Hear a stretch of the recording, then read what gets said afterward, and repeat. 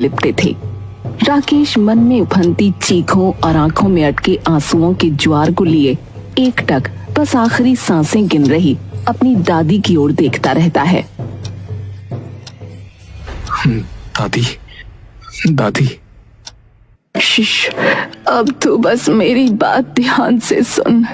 राकेश की आंखों से आंसू छलक आए। आज से गांव की बहुत ज्यादा दुर्दशा होने वाली है। मतलब दादी, क्या होने वाला है? रौद्र महामारी। मतलब? गांव पे संकट के बादल आने वाले हैं। पूरे गांव में घातक महामारी फैलने वाली है। पर कैसे? सारे ग्रहों का अब संयोग बदलने वाला है। जब शनि अपनी दृष्टि डालेगा और राहु सूर्य को निगल लेगा, तब वो प्रलय बीज फूटेगा और उस बीज के खतरनाक कण हर झील, हर नदी, खेत, हर फसल में फैल जाएंगे। मुझे दिखा था मुझे वो बीज फूट चुका है। ज्वार बहुत जल्द आने वाला है। सब जम जाएंगे।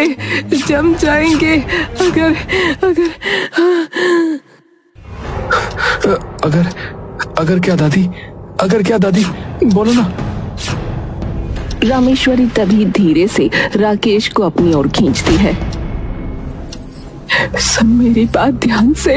मैं तुझे वो बात बताने जा रही हूँ जो कभी मेरी परदादी ने मुझे बताई थी और उनकी दादी ने उन्हें। हमारे अलावा ये बात किसी को नहीं पता, क्योंकि अगर ये बात किसी गलत कानों में पड़ी तो सर्वनाश फैल जाएगा चारों ओर। तो किसी को मत बताना। कौन सी बात दादी? कौन सी बात? सुन मेरी बात ध्यान से। ना तू कुछ खाना ना पीना, सीधा जा कालवन। कालवन? पर वहां का तो रास्ता बंद है ना। जंगली जानवर रहते हैं वहां पर। नहीं, वहीं तुझे वो मिलेगी। क्या मिलेगी? मेरे खानदान की खास खिचड़ी और हमारी पुश्तैनी रसोई, जिसके बारे में सिर्फ मेरे खानदान की औरतों को पता है। खास खिचड़ी? मतलब? रामेश्वरी तभी लंबी लंबी सांसें भरने लगी और चारपाई पर लेटी जोर से अपने पोते का हाथ पकड़ लेती है। याद रखना कि जब लोग जम जाएंगे तो उन्हें सिर्फ बर्फ ठीक कर पाएगी। जब वो बर्फ धीमी आंच पर पिघलेगी तो वो खास खिचड़ी बनेगी जो सबको बचा पाएगी। बस इतना कहकर रामेश्वरी की पकड़ ढीली होने लगी और उसका हाथ चारपाई पर जा गिरा। दादी, दादी, दादी उठो ना दादी, दादी, दादी।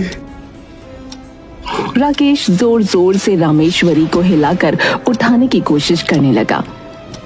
राकेश दादी की आंखों पर से हाथ फेरकर उनकी आंखें बंद कर देता है। एक चिता जो जल रही है, उसके पीछे राकेश खड़ा है। उसकी आंखों में आंसू हैं।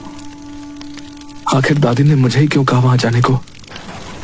मैं क्या कर लूंगा? कमजोर, पतला दुबला सा। तभी राकेश के कंधे पर एक हाथ आता है। राकेश तभी अपने बगल में देखता है कि उसकी बुआ खड़ी है।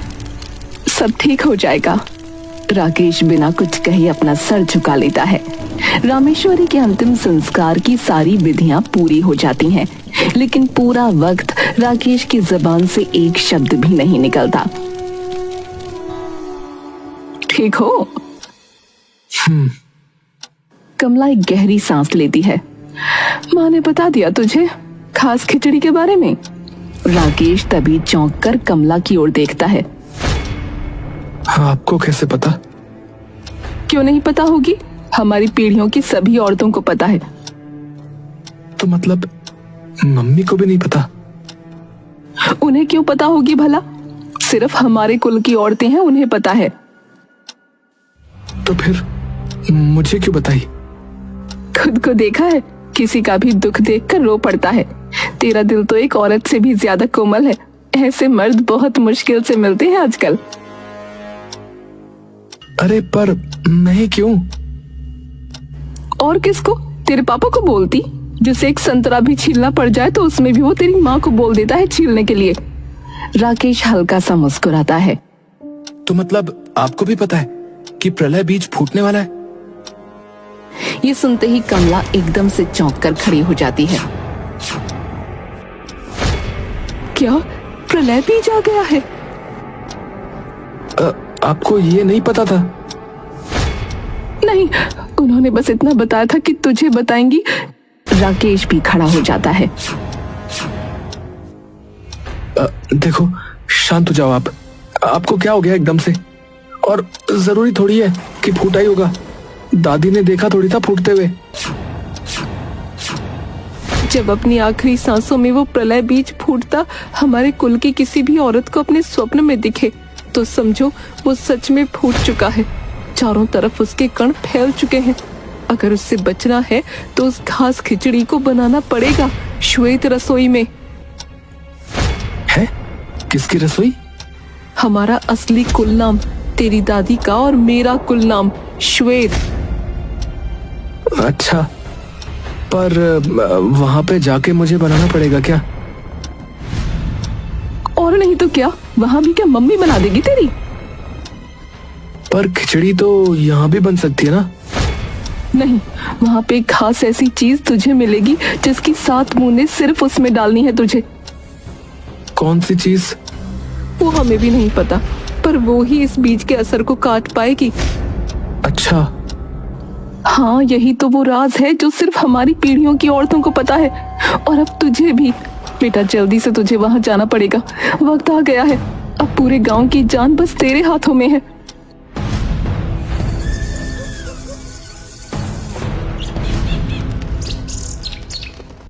राकेश अपने बेड पर लेटा ऊपर की तरफ देख रहा है। पर मैं ही क्यों? और गांव में तो सब शांति दिख रहा है। तभी राकेश के कानों में जोर जोर से चीखने चिल्लाने की आवाजें पड़ती हैं। राकेश एक झटके में उठकर बाहर की ओर जाने लगता है। अरे भागो भैया!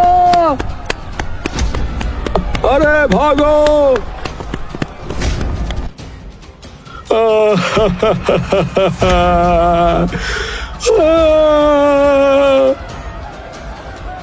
अरे भैया, क्या हो गया? पूरा गांव मानो आंसुओं में डूब जाता है।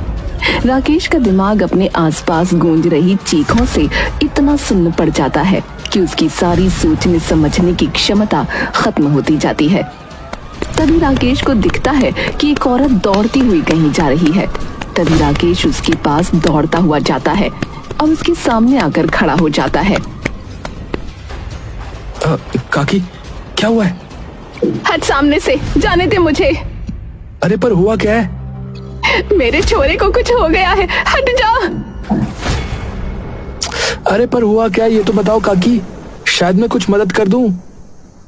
अरे मेरा छोरा रोटी खा रहा था आराम से, पता नहीं खाते खाते क्या हुआ, एकदम से नीचे गिर पड़ा, मुंह टेढ़ा हो गया, शरीर को जरा भी ना हिला पा रहा, पता नहीं लकवा कैसे आ गया।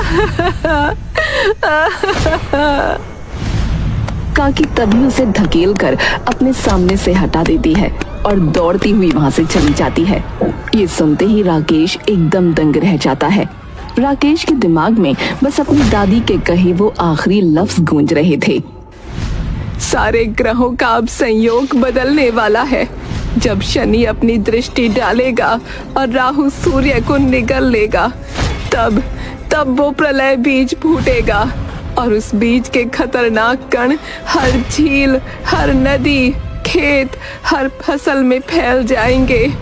मुझे दिखा था मुझे, वो बीज फूट चुका है। ज्वार बहुत जल्द आने वाला है, सब जम जाएंगे। अगर राकेश की आंखों में एकदम से मौत का खौफ उतर गया। राकेश तभी के तभी मुड़कर जंगल की तरफ दौड़ने लगा। राकेश जैसे ही जंगल में जाता है, उसे दिखता है कि नीचे मिट्टी में कई सारे पशु पक्षी गिरे हुए हैं। राकेश दौड़कर पास जाता है तो उसे दिखता है कि सभी जानवर आंख खोले एकदम स्थिर पड़े हैं। हे भगवान, जानवरों को भी लगवाया है। दादी का मतलब ये था जमने से। राकेश दौड़ता हुआ जंगल के निषिद्ध भाग में चला गया, जहां एक लंबा चौड़ा जाली का दरवाजा लगा था। राकेश वो जाली का दरवाजा लांघकर वहां से निकल जाता है। पर वो खिचड़ी कहाँ मिलेगी? कहाँ पर? कुछ समझ नहीं आ रहा है। राकेश दौड़ता हुआ आगे बढ़ ही रहा होता है कि तभी उसके सामने एक नदी आ जाती है, जिसका पानी खूब तेजी से बह रहा था। हे भगवान, अब इसे कैसे पार करूं? इसका बहाव तो इतना तेज है कि हाथी को भी एक पल में बहा ले जाएगा। क्या करूं, क्या करूं, क्या करूं? राकेश नदी के किनारे रुकता है। पानी तेज बह रहा है और सफेद झाग बन रहे हैं। उसका दिल जोर जोर से धड़क रहा है। सामने उसे नजर आते हैं कुछ विशाल पत्ते, जो पानी की तेज धारा में भी स्थिर खड़े हैं, जैसे जंगल ने खुद रास्ता बना दिया हो। ये कैसे हो सकता है? पर शायद यही मेरा रास्ता हो। नीचे उसकी नजर पड़ती है एक मजबूत पत्थर पर, जो नदी के किनारे थोड़ा ऊपर उभरा हुआ है। धीरे धीरे वो उस पर कदम रखता है। पत्थर गीला होने की वजह से उसका पैर थोड़ा फिसलता है, लेकिन वो संतुलन बना लेता है। ओम शांति शांति। दादी ने सिखाया था कि जल्दी बिल्कुल भी नहीं करनी है। फिर वो पत्थर से पहले विशाल पत्ते पर छलांग मारता है। पत्ता हल्का हिलता है, उसका वजन झलकता है। राकेश अपने हाथ फैलाकर संतुलन बनाने की कोशिश करता है। नदी की तेज धारा पत्ते के किनारों से टकरा रही है। अरे अरे, संभल भाई, संभल संभल संभल। धीरे धीरे वो पत्तों पर कदम रखता है। कभी कभी पत्ता झुक जाता है, तब वो पत्ते का किनारा पकड़कर संतुलन बनाता है। एक तेज हवा का झोंका पत्ते को हिला देता है। राकेश अगले पत्ते पर कूदता है, जोर से उतरता है। उसका शरीर कांप रहा है, दिल तेजी से धड़क रहा है, लेकिन वो रुकता नहीं। आखिरकार कई कदमों और छलांगों के बाद राकेश सुरक्षित दूसरे किनारे पर उतरता है।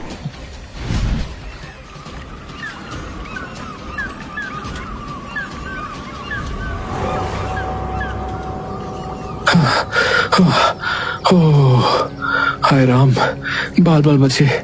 जय हो प्रभु, बाल बाल बचे।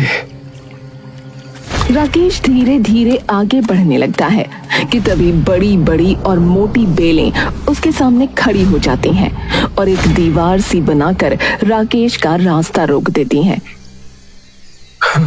अब ये क्या हुआ? रास्ता तो इन बेलों ने बंद कर दिया है, वो भी पूरा का पूरा। तभी अचानक राकेश की नजरों के सामने का मंजर धुंधला पड़ने लगता है। अरे ये क्या हो रहा है? राकेश अपनी आंखें मसलकर इधर उधर देखने लगता है। धुंध कहां से आ गई? हे भगवान, अगर थोड़ी भी देर हो गई तो पता नहीं तब तक सबको क्या हो जाए। रास्ता दिखाओ प्रभु।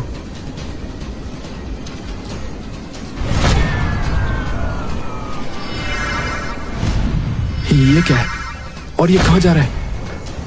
राकेश उस बर्फ के टुकड़े का पीछा करने लगता है और थोड़ी ही दूर पहुंचकर देखता है कि बेलों के बीच में एक पतली सी जगह बनी हुई है। इसमें से तो मेरे जैसा पतला दुबला आदमी आराम से निकल सकता है। राकेश उस पतली सी जगह में आराम से निकल जाता है। मैं तो यूं ही अपने दुबलेपन को कोसता था। हाँ। राकेश को एक बार फिर से वो बर्फ का टुकड़ा उड़ता दिखता है। राकेश तुरंत उसके पीछे चलना शुरू कर देता है। देखते ही देखते उसके कदम तेजी से आगे बढ़ने लगते हैं, लेकिन तभी किसी चीज से टकराकर वो धड़ाम से नीचे गिरता है।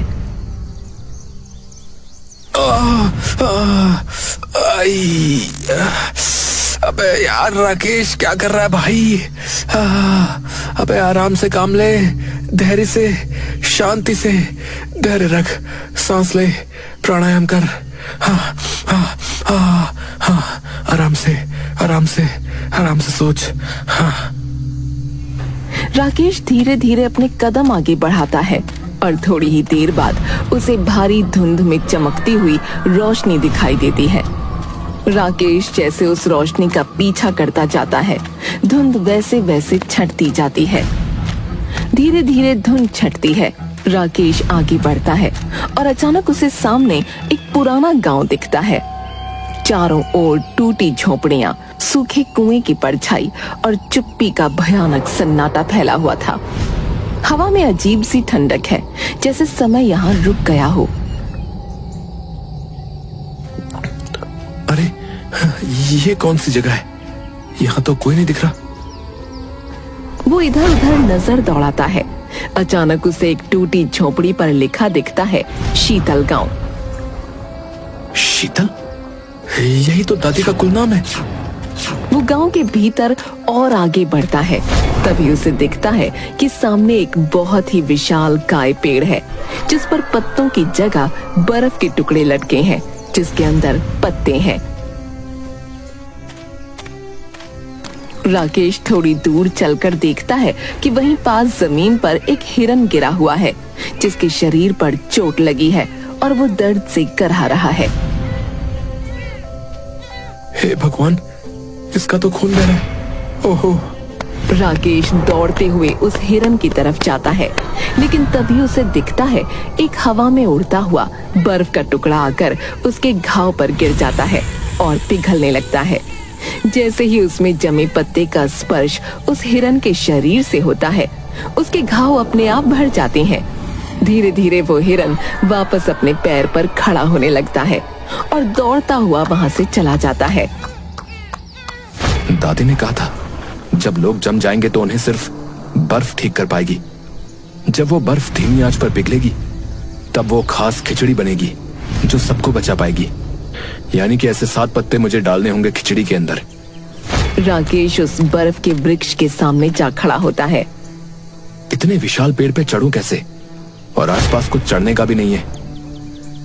मुझे नहीं पता कि ये गांव क्या है और ये सब क्यों हो रहा है, लेकिन मुझे इतना पता है कि अगर मैं आज उस खिचड़ी के बिना वापस गया तो कई जिंदगियां दांव पे लग जाएंगी। और खोने का दुख मैं जानता हूं। परसों ही मैंने अपनी दादी को खोया है। मैं नहीं चाहता कि यह दुख अब किसी और को मिले। हे भगवान, कृपा करो।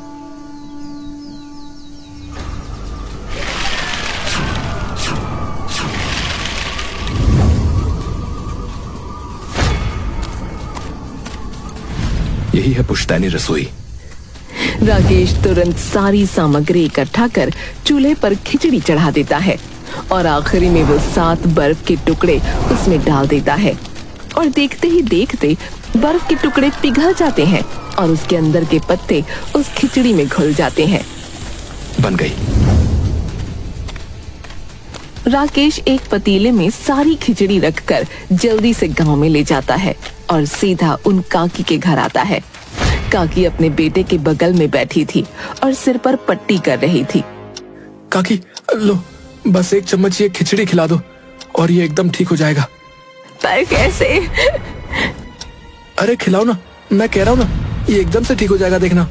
काकी उस खिचड़ी को अपने बेटे को खिला देती है और देखते ही देखते उसका शरीर हिलने लगता है।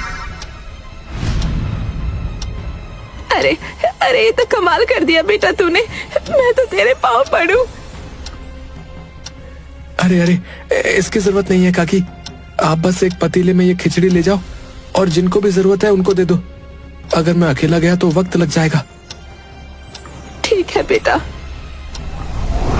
थोड़ी ही देर में राकेश उस प्रलय बीज को ढूंढकर उस पर उस जादुई खिचड़ी को डाल देता है और कुछ ही देर में वो बीज पूरी तरह से नष्ट हो जाता है और अगला दिन चढ़ते चढ़ते सभी इंसानों और पशु पक्षियों के अंदर से उस प्रलय बीज का असर खत्म हो जाता है।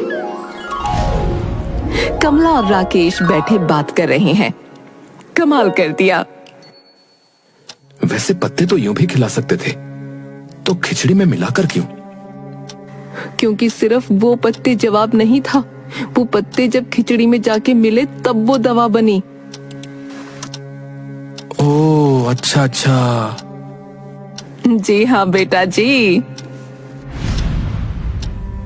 दादी, आज इस गांव को मैंने नहीं, आपने बचाया है। अगर मेरे साथ आपकी सीख नहीं होती तो अब तक तो ये पूरा का पूरा गांव खत्म ही हो चुका होता। धन्यवाद दादी, आपका बहुत बहुत धन्यवाद।